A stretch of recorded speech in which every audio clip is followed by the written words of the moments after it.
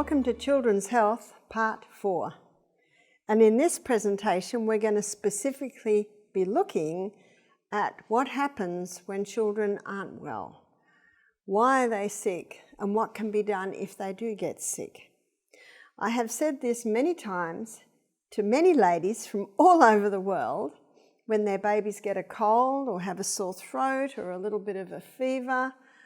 I say to them, what your baby's going through, babies all over the world have gone through, and they will recover if you do absolutely nothing.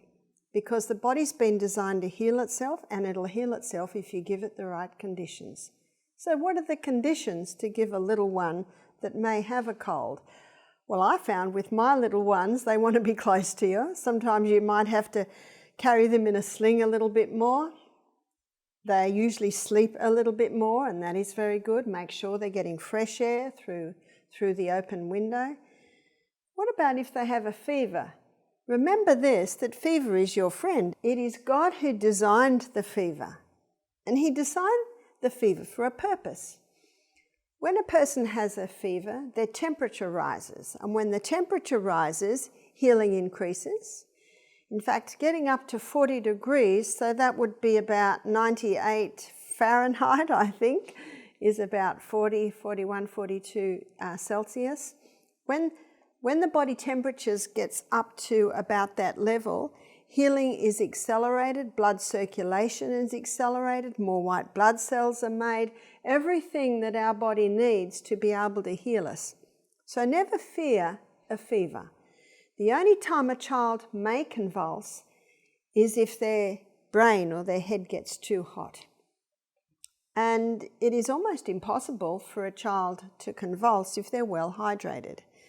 I found that when my babies were sick, they wanted to breastfeed more, so they were always very well hydrated when they had a cold or a fever or they were sick, because it is such a comfort to them to breastfeed. And of course, when they're breastfeeding, they're getting milk, they're getting all of that liquid.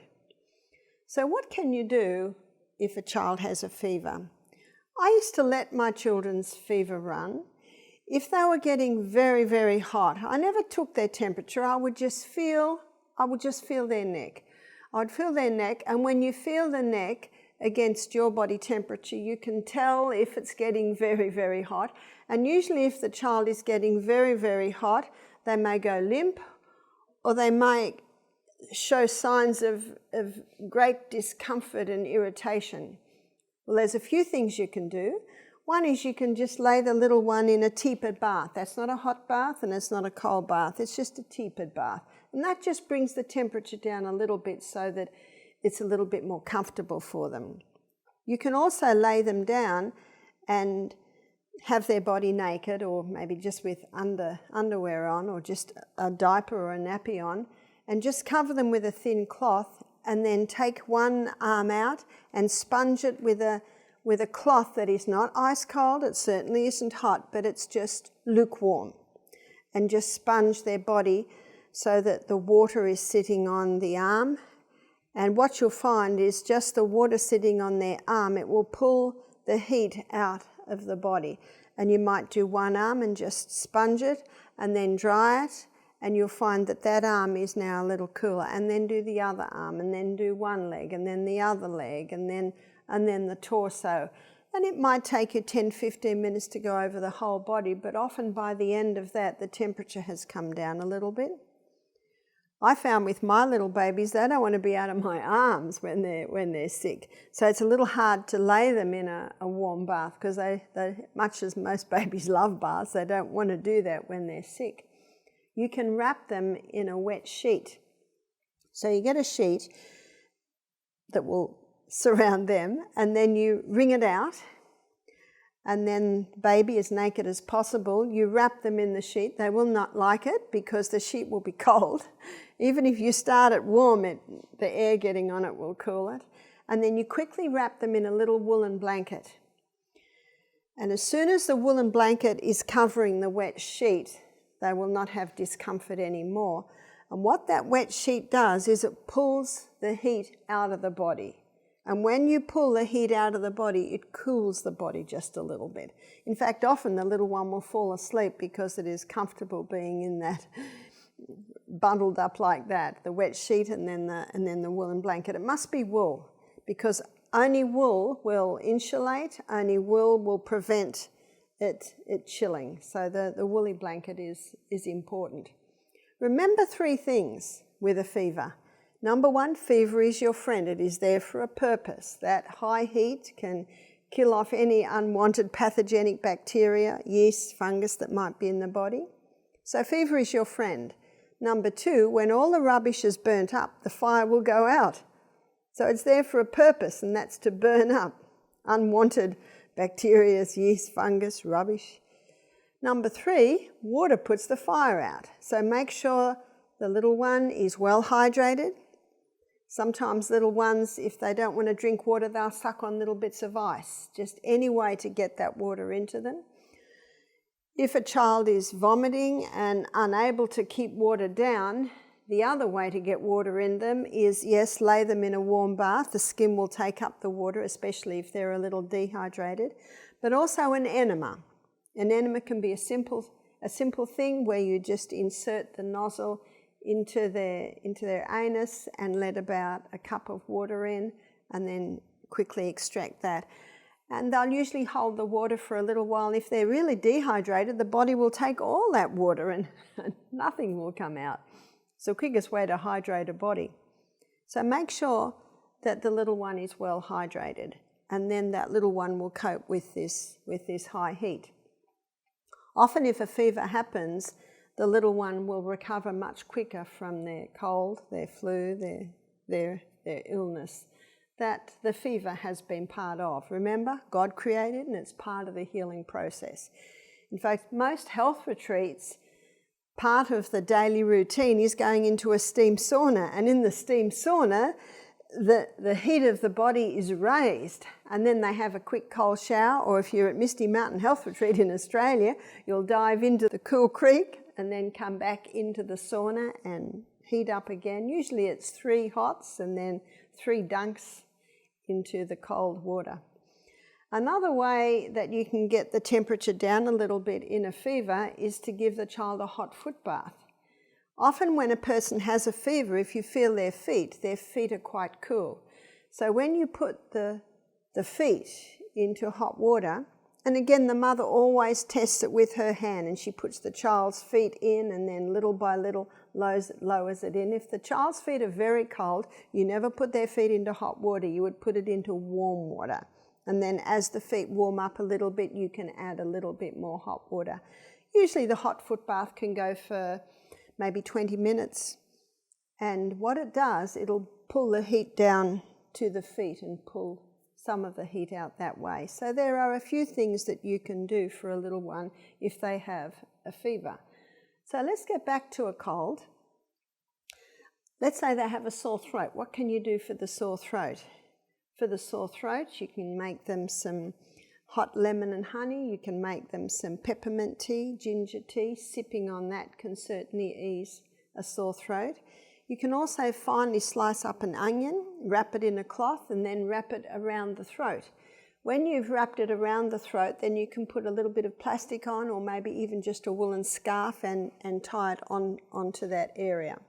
That can bring relief to the sore throat.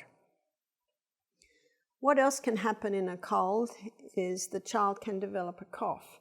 When my children had a cold, I would feed them very lightly, maybe just a fruit diet, maybe just watermelon for the day, but keep the diet very, very light while they have a cold.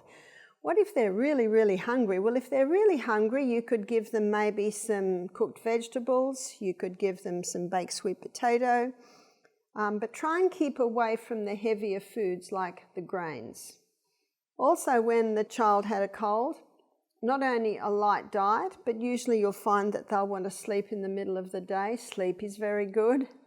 I say when a person's sleeping, it's like they're placing their body on nature's operating table and allowing nature to do some operations in there.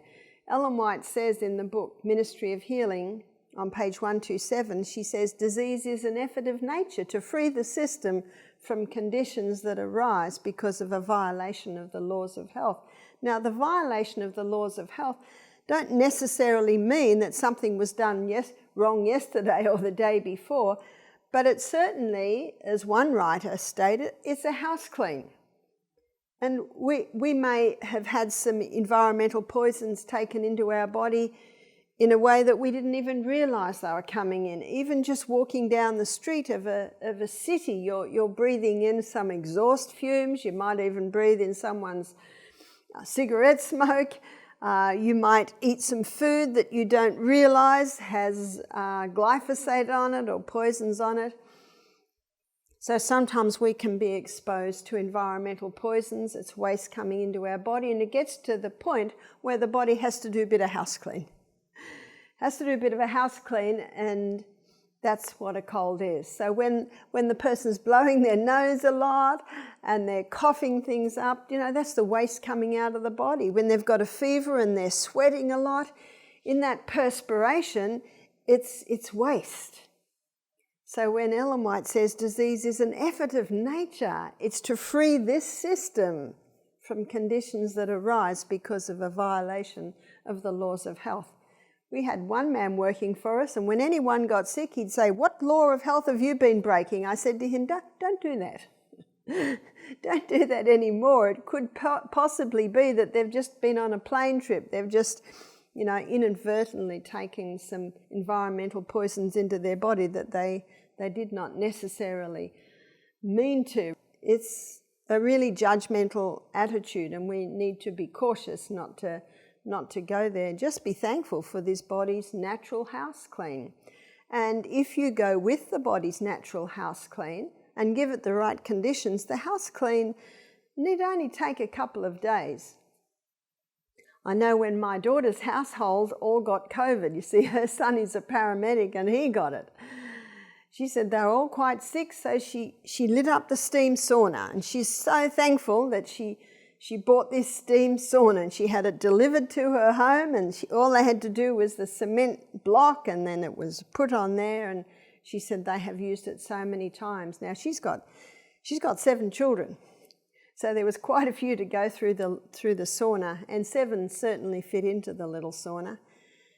She said she lit it up twice a day. So twice a day they created a fever. They created the fever, and then they dunked into the cool tub outside, then back into the little steam sauna. She said in 3 days they were over it. She said, and when they came out of the steam sauna, their symptoms were greatly relieved. Their head wasn't as stuffy, the chest was a little bit freer. Now, not all of us can have a steam sauna in our backyard, that is true. But what you can do, you can have a hot bath and you can finish that with a cold shower. You can have a hot shower and finish that with cold. The cold is quick, the cold isn't meant to chill you, and it won't chill you if you just have the cold very, very quickly. But what the cold does is it equalises the circulation and it prevents chilling. So water is a wonderful remedy. So let's say the person's now got a bad cold and they're really coughing, it's gone to the chest, maybe it's considered to be bronchitis, it may be even asthma, or it may be even to have got to pneumonia. But if you deal with the cold as soon as it happens, it need never get to a serious state. Again, eating very, very lightly, drinking a lot of water. How do we clean our house? We clean our house with buckets of water, isn't that right? We wash our dishes with water, we wash our clothes with water, we wash our floor with water, and you wash your house with water. Make sure everyone's drinking lots and lots of water. And again, using water on the outside. If the person has a fever, they can have several tepid showers through the day to help the body manage that temperature. Remember, when all the rubbish is burnt up, the fire will go out. So it's understanding the principles involved in the treatment of the sick. That's important. I was reading some literature recently on a very bad flu that happened in Ellen White's day, and she got quite sick too, and she said we would just use the simple water treatments. So in a congested chest, you can do hot and cold fermentations on the chest. That brings a lot of relief.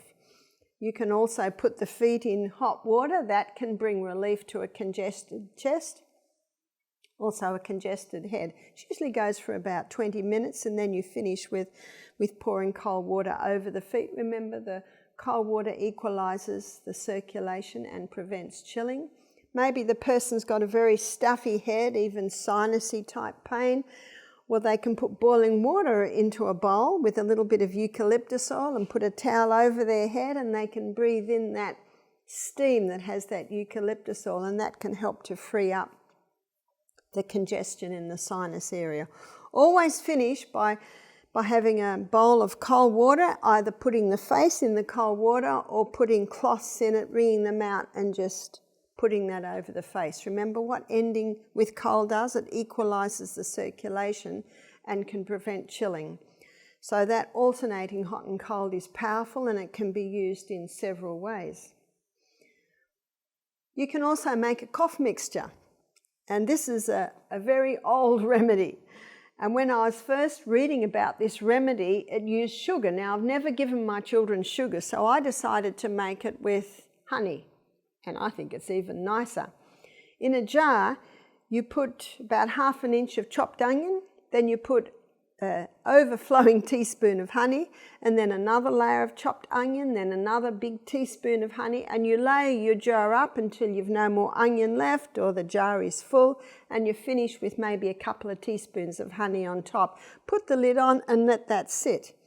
Usually within about an hour, you've got a little syrup forming. But ideally, you leave it for 24 hours. When you leave it for 24 hours, it allows the syrup to fully form. After 24 hours, you strain the onion out, and then you're left with onion cough syrup. And that can be given to a little one. It can be given to any age. Maybe if it's just a little baby, it'll just be a drop. Maybe it's a 2-year-old, it might be 1/2 teaspoon. Maybe if it's a 4, 5, 6 above that, maybe it's a teaspoon 3 times a day. And that onion syrup can help to cut the mucus and bring a little relief to the chest. If a child is coughing, you can chop up an onion. So you chop up the onion into small pieces, and you have 2 plastic bags. And you put the onion in the plastic bag. Now, if you do not want to have plastic bag touching your feet, you can line the plastic bag with a thin cloth. And then you put the onion on that. You put your foot on to the chopped onion, pull the cloth over your foot, then the plastic bag, and twist it around the ankle, then put a sock on. And those onion on the bottom of the feet, the person can sleep with that all night. I know my grandchildren visited once for their holidays. They visit every holidays, my 3 little grandsons. They love coming to Misty Mountain. While I was working, they would just play in the creek all day. And they came with quite a bad cold one visit. And I put them to bed at night. I quickly made some onion syrup. Oh, how they line up for the onion syrup. They love it. And I put them to bed, but the little fella, little Mark, for the first half hour, he just coughed and coughed and coughed. So what I did was I made up 2 onions in plastic bags, chopped up. So I went in and I said, Marky, we'll put some onion on your feet. And I wrapped his feet in and I twisted the bag. Then I put a sock on and then put him back to bed. It was so funny. He put his arms around me and said, "Thank you, Grandma." He didn't cough again. He did not cough again for the whole night. It's quite incredible. Just that chopped onion on the bottom of the feet. In the morning, you discard the bag and you discard the onion, because onion is a drawer, so it can draw waste out of an area. But the biggest pores on the whole of your body are on the soles of your feet. So when you're putting the feet on the chopped onion, those pores take up that onion juice, so to speak. And I think everyone knows if you chop up an onion, it makes your eyes water and your nose run, so it's coming in through the blood. The blood is the carrier of these nutrients, and the blood will take it wherever it needs to go. What about a small baby? For a small baby, you can finely slice garlic, but that garlic must not touch the bottom of the baby's feet. So you put a little cloth in between the fine slices of garlic and the baby's feet, and then you wrap that on and put the sock on, and that can stay on all day or all night. So let's look at what we've already done. They've got a bad cold, so you've put them on a very light diet. They're drinking lots of water, they're having sleeps and maybe hot and cold showers, and they're having the onion syrup, and when they go to bed at night we put the onion on the bottom of their feet. They're also maybe sipping away on peppermint tea, lemongrass tea, ginger tea. They can all be very good. But what about an adult? What you can do is you can have the crushed garlic in a flu bomb. So what is the flu bomb? Now, I even found that one of my children at the age of 2 would drink this flu bomb. It's got 6 ingredients. So the first 2 ingredients are crushed garlic and chopped up ginger. How much garlic? As much as the person can bear. For a little 2-year-old, I would do a very small clove of garlic. For me, I might use quite a large clove of garlic. The next ingredient is ginger, maybe about 1/8 of a teaspoon. For an adult, maybe 1/4 of a teaspoon of finely grated ginger. The next 2 ingredients are 1 drop of eucalyptus oil. One lady said to me, "But Barbara, it says on the bottle, you must not consume this." And I said, well, you must not consume a teaspoon, and you must not consume half a cup, but 1 drop. In fact, 1 drop of eucalyptus oil has been used for centuries. Only 1 drop. An old lady, now when I was 25, she was 80, and I'm in my late 60s now, she's passed now, but she told me when she was a little girl, and if a couple of the children in her family got a cold, they'd all have to line up. The mother would put a few crystals of sugar on a teaspoon and 1 drop of eucalyptus oil, and they all had a dose. And she said it was quite amazing how it would often stop them getting the cold. So it's only 1 drop, only 1 drop. So let's look at our ingredients. We've got ginger, we've got garlic, we've got 1 drop of eucalyptus oil. If you don't have eucalyptus oil, you can use tea tree oil. And cayenne pepper. How much cayenne pepper? Well, for a little 2-year-old, it might be a very slight sprinkle. For me, I think I can handle maybe half a teaspoon. Some people can even handle a little bit more. It's as much as you can. The last 2 ingredients are the juice of a lemon and a teaspoon of honey, and then you add about 1/3 of a cup of hot water. This can act like your antibiotic. It's not only antibiotic, garlic is antibiotic, but it's also anti-yeast, antifungal, antiviral. So it's very powerful. It'll do all of that. Remember Psalm 104 verse 14, where God said that he gave herbs for the service of man. They're there to serve you. These are all heating herbs, and they all help very much in a cold, because when someone's got a cold, they'll often feel cold, or sometimes they'll feel hot. So all of these herbs help not only to ease the symptoms, but also they are contributing to the healing. A cold is a house clean. Did you know that in the 1940s in Salisbury, in England, the Common Cold Research Unit was set up to find the cause and the cure of the common cold? Well, they did all sorts of things, and they did not find the cause, and they did not find the cure. They would even get someone to have a hot bath and then stand out in the cool air with a draft on them, and they didn't get a cold. They did the same thing, but first of all, they took the mucus from someone's throat that had a cold and put it into that person's throat, put them in a hot bath, put them out in the cool air. They didn't get a cold. Have you noticed that when someone gets a cold, some will get a cold and some others will not get a cold? So the people that get the cold, basically their body's ready for a house clean. It's just a house clean. That's why they will never find the cause or the cure of the common cold. And when a mother says to me, "Oh, I'm so upset, I'm doing everything right, and now my little one has a cold," I said to her, "Don't be alarmed, this is the way they build up their immune system." Florence Nightingale said, "Disease is a process of repair." It's a process where the body's repairing and building up. So don't be alarmed. Your body's immune system will be even stronger after it, as long as you've given it the right conditions. And what I'm taking you through now are those conditions. So if you do the flu bomb 3 times a day, or the garlic on the feed, or the onion on the feed, and you're able to have the hot and colds, eat lightly, usually within 24 hours, sometimes it's gone. Sometimes it might take 2 days. But if you continue to work, if you continue to eat heavy food, if you have late nights, it's quite possible that you might be still coughing 2 weeks later. So listen to the body. Part of being your own doctor is listening to what your body's telling you. One lady said, "How long will I do the flu bomb for?" I said, "Your body will tell you." When the symptoms ease, one lady decided to just have a nice big bowl of hot soup 3 times a day, and she crushed the garlic and she crushed the ginger into that. And between meals she'd have the lemon and honey. So, and she put the cayenne pepper on the soup. So however you choose to do it. But these are all very simple remedies that have quite a powerful effect, not only to bring relief, but also aid the body in its process of healing. What about if a child has diarrhea or vomiting? Well, vomiting is the express train of waste out of the body.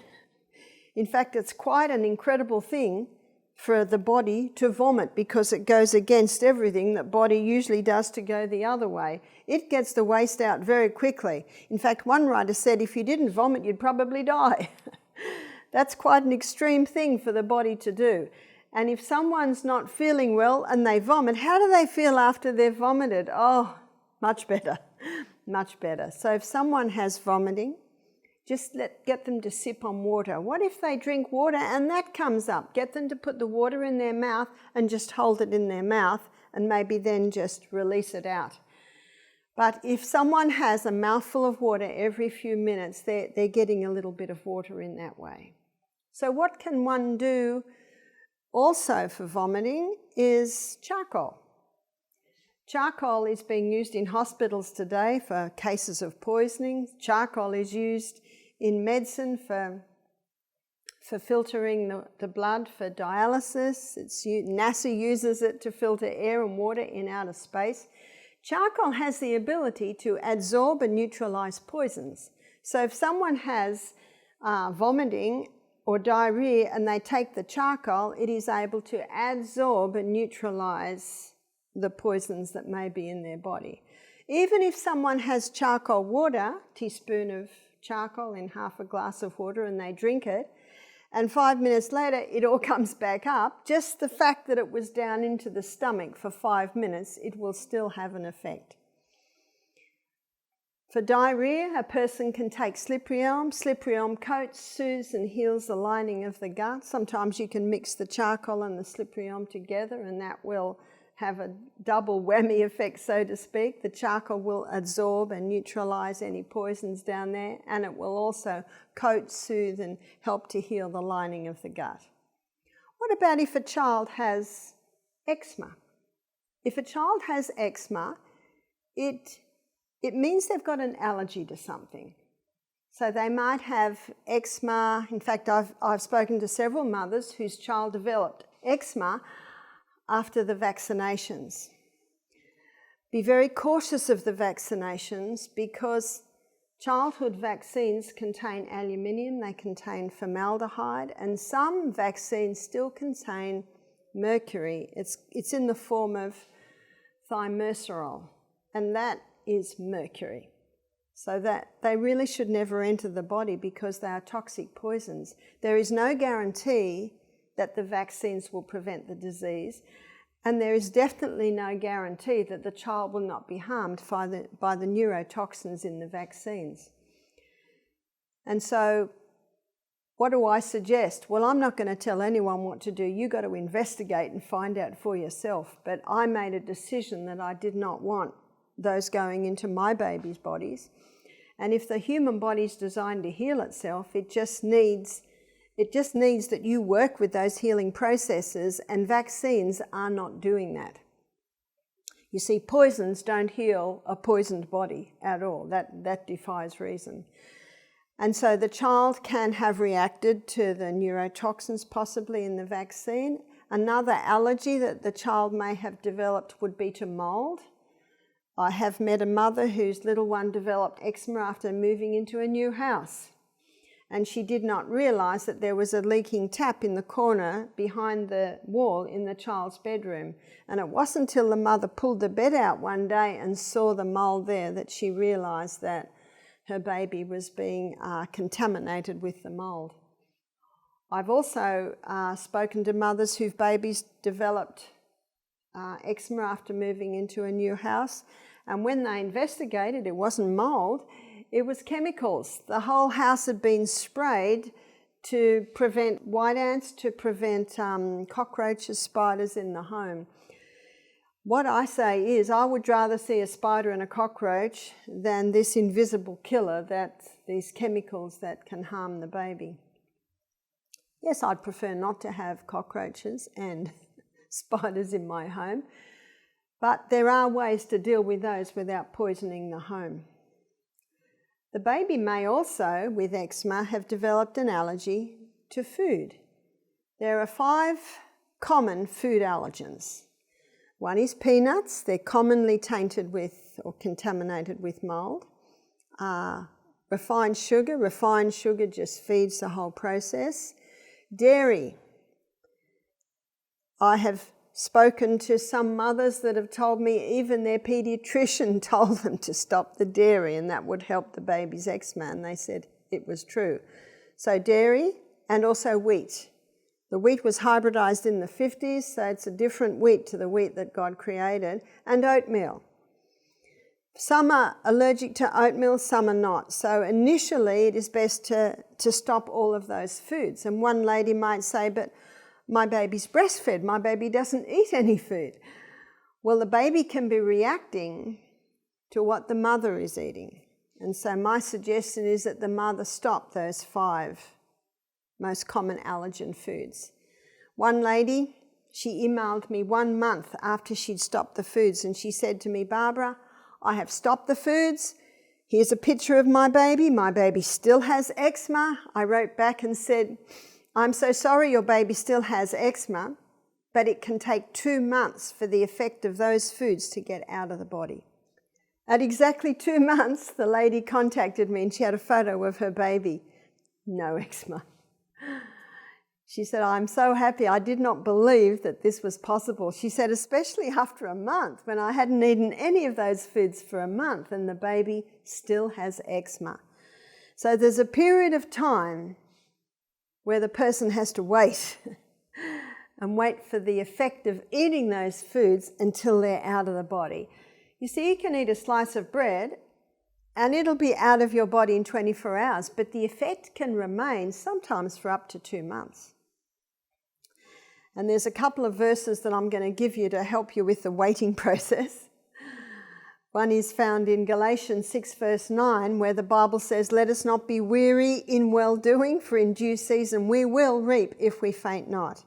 And the other one is found in Hebrews chapter 10, starting at verse 35, where the Bible says, cast not away, therefore, thy confidence, in the which is great recompense of reward, for ye have need of patience, in that after you have done the will of God, you might receive the promise.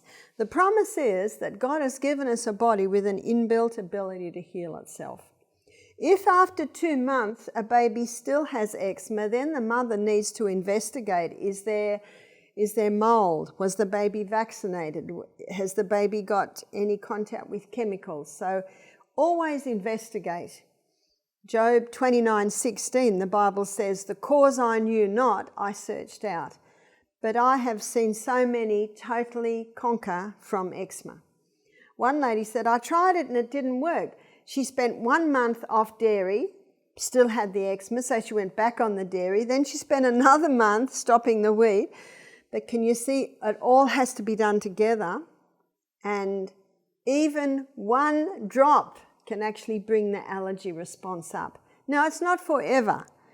My niece Molly, she's in her late 20s now and is a mother herself. She had severe eczema as a little one. Her face was swollen, behind her ears and in the creases of her elbows, she had severe eczema. And I can remember her mother having severe eczema. I was 8 years older than her mother when her mother was a little baby. I can remember my little sister sitting on my knee, and I would pick out the built-up scale behind her ears. So can you see that this is an inherited factor here? An inherited factor certainly can play a role, but remember, genetics loads the gun, but it is lifestyle that pulls the trigger. And so my sister took Molly, when she was 3, to a naturopath, and the naturopath took her off all those foods I've just mentioned, and the naturopath said, give her some flax oil every day, a little bit of flax oil that comes out and nourishes the skin. My little niece Molly was totally free of eczema within a couple of months. It was quite incredible. And I visited when Molly was about 4, and I said, are you having a slice of bread? She said, I will not eat bread. She said, because my skin will get sore again. So this little girl, she was very strong because she had seen what this food did to her, and she had also experienced what lack of that food, how she was free from that terrible itch. The worst thing a child can do, the worst thing anyone can do when they have eczema is to scratch. Scratching feels very good when your skin is itchy, but it can intensify and compound the whole problem. When you scratch, you bring more blood to the area, which feeds the inflammation, which means it gets more inflamed and even more itchy. So what can you do? The best thing you can do is apply ice. Whenever there's an itch, apply the ice. And you apply the ice until the area aches, and then you take it off and try another area, and then another area. And it might take you 10-15 minutes to go over the whole body and assess every single area. But what the ice does is it drives the blood away. What the ice does is it cools the area. So when you've cooled the area, you've got the inflammation down, and of course there will be no itch. The ice is the best. Sometimes you only need to ice every area, even 3 times a day. Icing the area might take 15 to 20 minutes of an evening, but it means that person will have a whole night without scratch. Any creams? Not really. Medicine has a cortisone cream, and that'll certainly take all the itch away, but then it usually comes back twice as bad within a couple of weeks. You see, drugs never cure disease. They just change the form and location of disease. When my little sister was born, I was embarrassed that anyone see her because she was just covered in eczema. My mother didn't realize that the cow's milk that she was giving my little sister was contributing majorly to the eczema. By the time my little sister was about 3 or 4, the eczema had settled down, but now she had asthma. She had severe asthma. In fact, I can remember the ambulance coming to our house maybe 3 or 4 times a year and taking my baby sister away. You know, when she had really bad asthma, this would have been 3, 4, 5, 6. Again, my mother didn't realize that the wheat and the oats and the milk were all contributing to this. The drug certainly saved her life, and I have no problem with a drug saving a life, absolutely, but we are not talking about life-saving here. We're talking about how to manage the situation. Finally, my sister put 2 and 2 together, and I think it wasn't until she was in her 40s that she realised, yes, it was the dairy, it was the wheat, it was the oats, it was the peanuts, and she was able to totally recover from it. My son Peter, he's my 5th child, he had severe asthma, but because we treated him naturally using simple natural treatments, doing the hot and cold compresses on the chest, feeding him very lightly when he had a cold. He has not had asthma since the age of 2.5, and yet he was born with severe physiological asthma. And I remember the naturopath, when he first saw Peter, he said, don't vaccinate this child, you possibly will lose this child. Now, if you see my son Peter today, he's got very big, strong muscles. He's a strong young man, he's in his mid-30s now.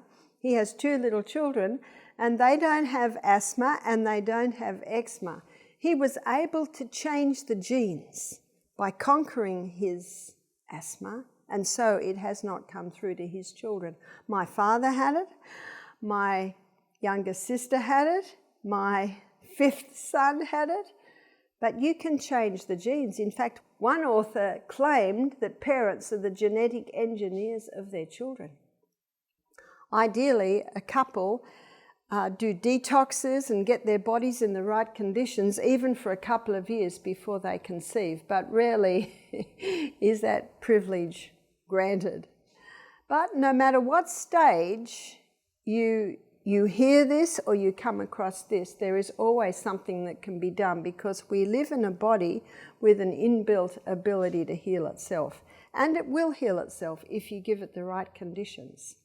A lady emailed me recently and she said her son, down near his anus, on one side of the buttock, he had a abscess form. He had to go to hospital. They lanced it. They got a lot of fluid out of there. She said, "What can we do? It is still oozing." So I began to investigate. I said, "Does the child sit a lot?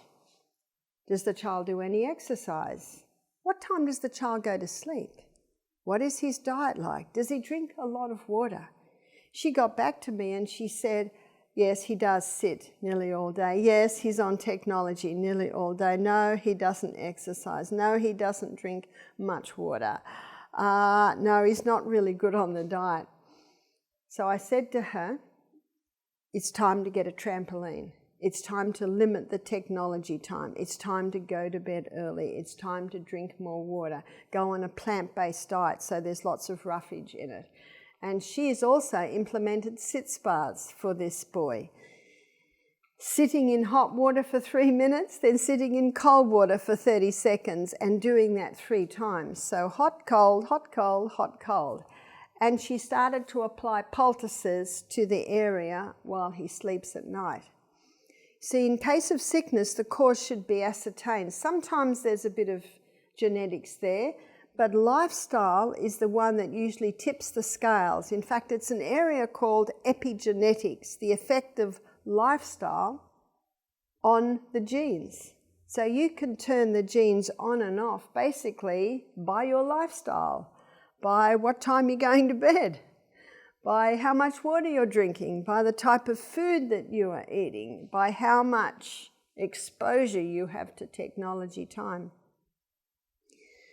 Always the cause must be ascertained. So on page 127 of Ministry of Healing, she says, "The only hope of better things is the education of people in right principles." She says, "Let the physicians teach the people that restorative power lies not in drugs, but in nature, because disease is an effort of nature to free the system from conditions that arise because of a violation of the laws of health. In case of sickness, the cause should be ascertained, unhealthful conditions changed, wrong habits corrected, then nature is to be assisted in her efforts to expel impurities and re-establish right conditions back in the system." Now that's it, all in a nutshell. The body and the body alone is the effective healer. Everyone's looking for a wonder cure. There is one wonder cure and only one wonder cure, and that is the human body. And the way it can heal itself when you start to give it the right conditions. When talking on vaccinations, some people say to me, "But what about polio? Look at all the people who were deformed, their bodies deformed from polio." And I say to them, you can go to the medical journals, and what I'm about to tell you, you can discover that there was no polio in England, and they started to use lead and arsenic in paint. They started to use DDT, and polio appeared. And one Cluey doctor put 2 and 2 together. He saw the rise in the use of these poisons and the rise in polio. And so steps were taken to stop using DDT, to stop putting the lead and arsenic in paint. And as that diminished, polio also diminished.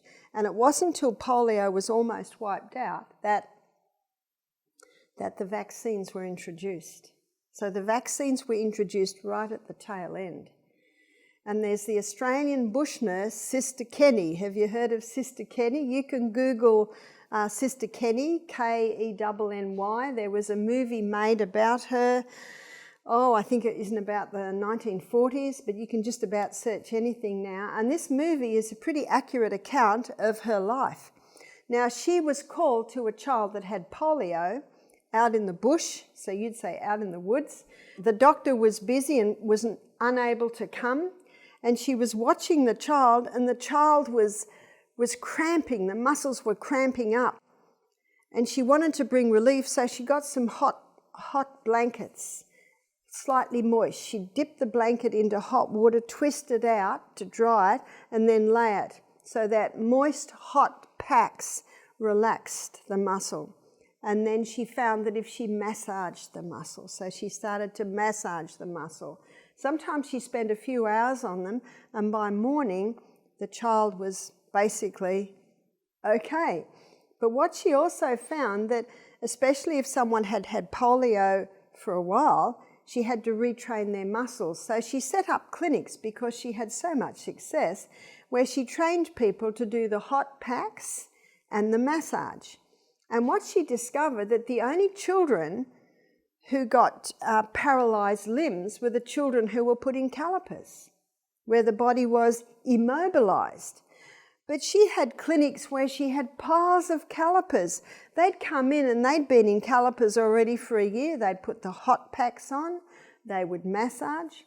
Not overnight, of course, but little by little by little, these limbs started to restore. And the children had to do certain exercises as well as the hot packs, as well as the massage. And what she did was she got the body to start reprogramming itself so that those limbs would move again. She had some friends who were doctors, and they were so excited about her work, they got her to come before the board of doctors, but they threw it out. They said it was unscientific. But here in the US, she was acknowledged. In fact, I think it was in Minnesota. Minnesota, her work was accepted. They had an outbreak of polio. They got her in. And whenever they used her methods, not one case was paralysed. No paralysation at all. What's made the biggest change in childhood and infectious diseases is increase in hygiene, sanitation and nutrition. It's the increase in hygiene, sanitation and nutrition that has really turned the diseases around. So it's very important to ensure that the house is clean. Very important to ensure that the body is clean and working well. Very important to ensure that the body is having peak nutrition. In our last presentation, we looked at the best nutrition for children. When you supply good nutrition, when you supply adequate water to the child, then you are supplying everything that the body needs to heal. It is the blood that is the healer. Have you noticed in Leviticus 17:11, the Bible says that the life of the flesh is in the blood. See, the blood carries nutrients. Where do the nutrients come from? The food that we eat. If the food that we eat has no nutrients, then the blood has no nutrients to carry to the cells so that they can heal. The blood contains the nutrients. The blood also contains water. The blood contains oxygen and our white blood cells, which are internal army. And when you get these fresh blasts of blood into the area, old blood is carried away. So the blood is the healer of the flesh. So that's where the 8 laws of health come into it. This is breathing pure air, having sunshine every day, not taking any poisons into the body, going to bed early, exercising every day, eating a plant-based diet, drinking adequate water, and trusting in God. We've just about covered most of the childhood illnesses except for one, and that is burns. What can you do if a child burns themselves? For an accident or something like that, there's a few things you can use. I think every home should have a pot of aloe vera. Wherever I live, that's one of the first things I plant is the aloe vera plant. So whenever there's a burn, that leaf can be split down the middle so you've got your 2 halves and you place that on the burn. with the skin intact. If you scoop out the gel and just apply the gel can dry out. But if you, and of course when you're removing that and it's dried out on the edges and you try to remove it, it can tear even more skin off. So ideally, you cut those prickles off the edge and then split it in half, so you've got one leaf split in half looking like that, and then apply it onto the area. It slides a bit, so you might need someone to hold it while you tape it on. Often within 5, 6, 7, sometimes 10 minutes, depends on how severe the burn is, then the person gets relief. My suggestion is don't change the dressing any sooner than every 24 hours. If you have that leaf intact, it will not stick on the edges. And when you change the dressing every 24 hours, then you allow the skin's healing process to begin. Another thing that can be used and has been used is grated potato poultices. I guess it depends where you are and what you can apply, and also saturated Epsom salt. Saturated Epsom salt solution is you put a teaspoon of Epsom salts into, say, half a cup of water and stir, and it'll dissolve. And then you put another one in. You just keep doing that until it won't dissolve anymore. That's a saturated solution. So you can put fingers in there, toes in that solution, or you can put cloths in so they're quite wet and then put that on the burn, cover it with plastic and bandage that. That is also quite effective. These are simple remedies that you can use. Snake bite, bee sting, yes, use ice, but also charcoal. Charcoal can be used externally and internally for any poisoning cases. I have a lecture you can find on YouTube on natural remedies or poultices, and there you can see how they are all made. When you treat your children like this, you don't even realise it, but you're teaching them by the way you're treating them on how to do it themselves. So I trust you will endeavour to take up the cause of treating your children naturally, giving them good food, and of course square one is establishing a united front between the parents.